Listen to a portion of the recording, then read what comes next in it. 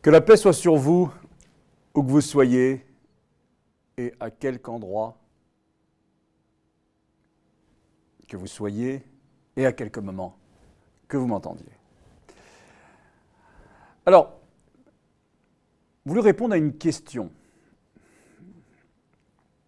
qui m'a été envoyée, qui est la suivante. Pourquoi existe-t-il en France une peur des Arabes? On me pose la question suivante, je répète, pourquoi existe-t-il en France une peur des Arabes? Bon, entre guillemets, parce que ce n'est pas ma question, la question m'est envoyée, et comme j'ai toujours dit qu'aucune question n'était... je ne refusais aucune question, eh bien, je réponds aux questions qu'on m'envoie. Alors, il y a eu une petite explication aussi de pourquoi la personne m'a envoyé cette question. C'est vrai que, dernièrement, il y a eu l'extrême droite française au second tour des élections présidentielles, laquelle extrême droite affichait de manière assez claire qu'elle comptait bien faire des adhérents en stigmatisant une population, et que pendant des jours et des jours, c'est vrai que dans les médias, on voit beaucoup de reportages, donc ça pour la télévision, dans la presse, toute une série d'éléments qui peuvent aussi faire croire à certains de nos concitoyens qu'il y a une communauté de stigmatisés. Donc, cette personne, exaspérée sûrement, m'a demandé, cher monsieur, pourquoi? D'où vient-elle? Alors, je termine encore. Remarquait-elle, enfin, qu'il y avait comme une espèce de différence entre la crainte des étrangers d'une manière générale, c'est vrai que dans toutes les populations dans le monde, ça c'est pas spécifique à la France, dans toutes les populations dans le monde, encore la France est dans les pays les plus accueillants qui soient, on a une certaine crainte de l'étranger, de celui qui vient d'ailleurs. Pour des raisons que nous expliquerons une autre fois. Alors, admettons que ce soit vrai, qu'il y a une peur des Arabes, et que cette peur des Arabes est différente de la peur que l'on peut avoir des étrangers d'une manière générale. Qu'elle est spécifique, qu'elle est spéciale, unique, originale, plus importante que les autres peurs. Très bien, admettons cela, pour qu'on puisse répondre et trouver un élément de réponse. Je le redis encore, il y a toujours plusieurs réponses, plusieurs pistes de réflexion, c'est plurifactoriel. Alors en voici un, celui que je me propose de vous donner aujourd'hui. Alors d'aucuns diront que c'est l'immigration la plus importante. À voir. D'autres diront il y a eu la guerre d'Algérie qui n'est pas très loin, les cicatrices ne sont pas encore totalement refermées, etc. À voir aussi. Enfin, d'autres diront que c'est dû aux événements tragiques les plus récents, je pense aux attentats terroristes notamment. Aussi, à voir également. Moi, je voudrais apporter autre chose ici. Pourquoi? Parce que cette peur-là ne naît pas des attentats terroristes tragiques qu'a connu la France et beaucoup d'autres pays dans le monde récemment. Cette peur est antérieure. Elle est même antérieure aux guerres de décolonisation, de la guerre d'Algérie par exemple. Et elle est même antérieure au fait que l'immigration maghrébine serait la plus importante. Moi, je prétends qu'il faut aller plus loin dans le temps pour comprendre et qu'il faut même faire là appel à une discipline qui s'appelle la psychogénéalogie. C'est-à-dire que pour comprendre d'où vient cette peur et pourquoi elle est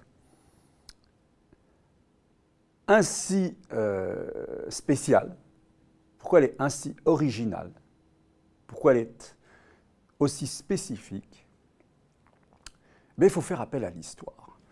Vous savez, la psychogénéalogie montre qu'en réalité, nous héritons tous, non pas simplement de biens matériels ou génétiques, nous héritons également de l'histoire et des peurs, des problèmes qui n'ont pas été réglés, des croyances de nos ancêtres. Or, si on regarde à partir de quel moment dans l'histoire de la France, cette idée comme quoi l'autre, avec un A majuscule, c'est l'arabe, c'est le maghrébin, c'est le musulman, il faut remonter à l'époque carolingienne. Il faut remonter à l'époque de Charlemagne. Et prenons un exemple précis. Lorsque le neveu de Charlemagne, Roland, se fait tuer dans le col de Roncevaux, dans le sud de la France, eh bien, tous les historiens savent que, alors c'est une embuscade, donc une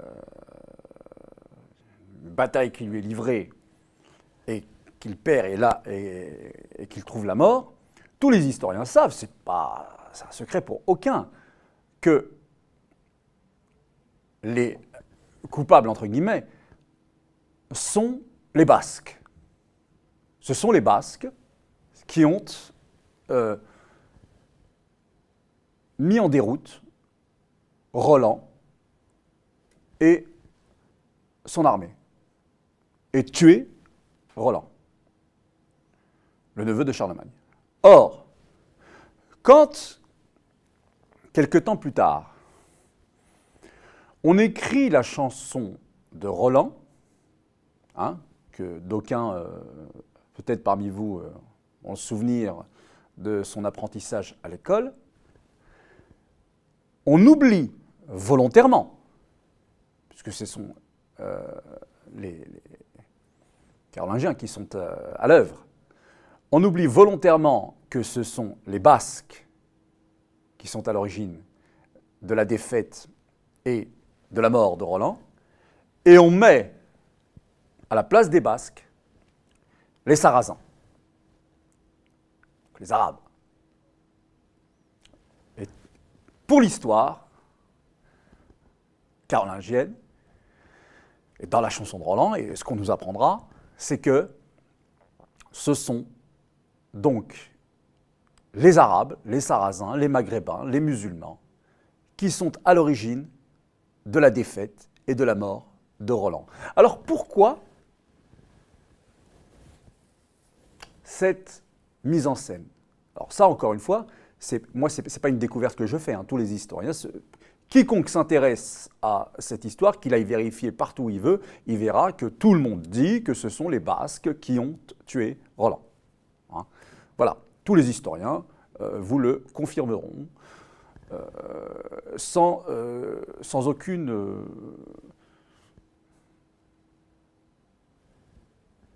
personne ne dira le contraire, tout simplement. Voilà, ce n'est pas quelque chose que moi j'aurais découverte, pas du tout. Mais alors pourquoi ? Parce que ça fait partie, vous imaginez, que c'est une chanson, donc c'est quelque chose qui est répété tous les jours. Vous savez, la chanson, c'est aussi, c'est plus important qu'un discours politique. Ça prend tous les imaginaires, vous voyez, et ça accompagne ces imaginaires, ça les accompagne et ça se transmet aux générations suivantes, etc., etc. Mais pourquoi? Pour quelles raisons politiques, cette fois-ci, les Carolingiens ont choisi cet angle-là, d'effacer le fait que ce soit les Basques et de mettre à leur place les Arabes, les Sarrasins? Eh bien, évidemment, parce que ça les intéressait davantage. Ça les intéressait davantage pour asseoir leur pouvoir. Ils ne font pas ça gratuitement. Et pour comprendre ça, là encore, il faut remonter plus loin.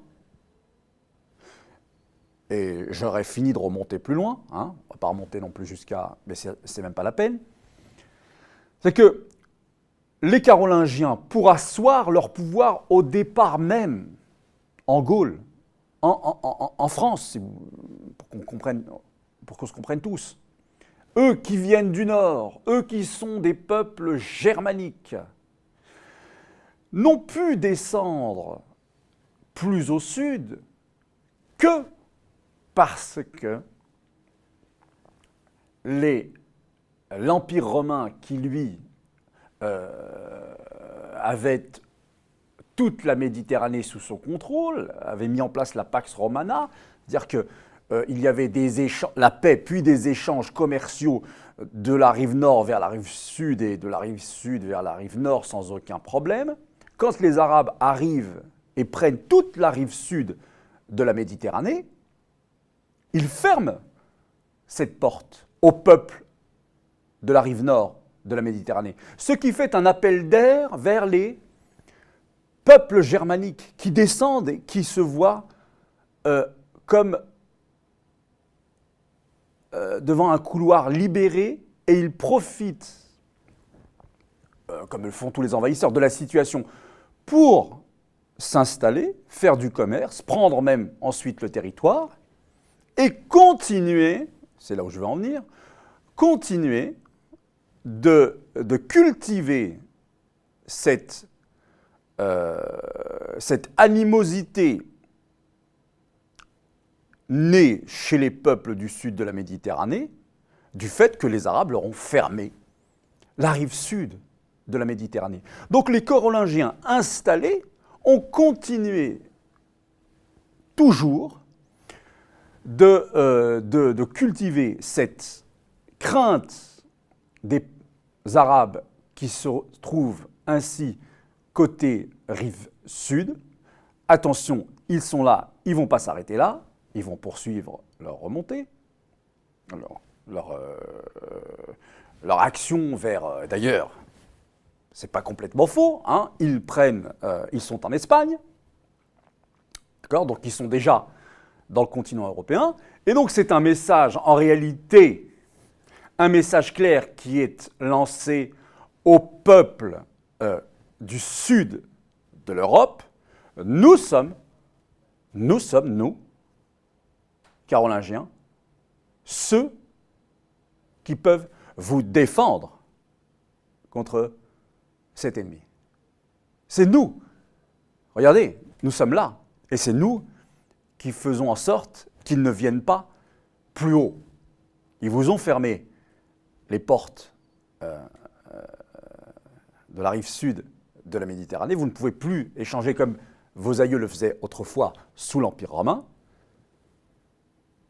Aidez-nous, soyez de notre côté, pour qu'en plus ils ne prennent pas la rive nord.